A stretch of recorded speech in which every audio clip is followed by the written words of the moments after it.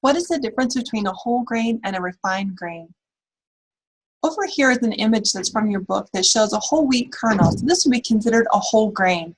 What we're talking about with the whole grain is that we're consuming that whole kernel. We're getting all three layers that are depicted here. So the bran layer, the germ layer, and the endosperm. When we talk about a refined grain, what we're doing is we're milling off the bran layer and the germ layer. We're taking those outer portions out, and we've got the endosperm left. That is a refined grain. This table from your book shows the differences between whole grains and refined grains. So you'll see that first point that's listed here is what I just mentioned. So the part of the kernel that a refined grain contains versus a whole grain. What's interesting is that bran and germ layer, those are where we have rich vitamins and minerals and fiber. And so a whole grain is going to be more nutrient dense than a refined grain. And one of the benefits, the health benefits of whole grains comes from that higher amount of fiber. What's important to note, however, is that when we look at a refined grain, there's this concept called enriched or enrichment.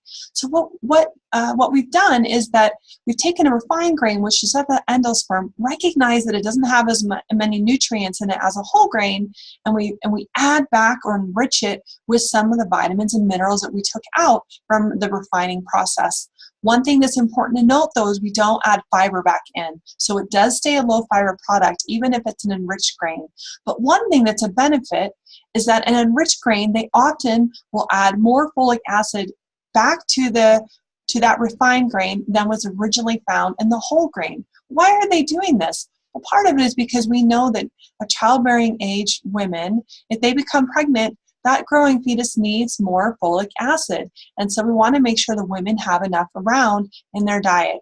This is one of the reasons why in my plate, the recommendation is that only half of your grains are whole grains and the other half can be enriched grains, because we know that especially for women, getting that enriched grain, they're going to have more folic acid in their diet than if they just had whole grains by themselves. Something else to think about is when you're at the store and looking at nutrition labels, look at the ingredients list and you can see the differences between whether it's a whole grain or a refined grain. So in the ingredient list, if that first ingredient is showing that it's a whole grain, that a whole wheat flour or a whole grain flour, then that's telling you that it's a whole grain. If you see the word enriched flour, you're going to know that that's a refined grain, and often in that label it'll have enriched flour, and then in parentheses it will talk about the types of flour where that refined flour is coming from, but it will also show you the vitamins and minerals that are being added back to that refined grain to make it enriched. So often it's B vitamins,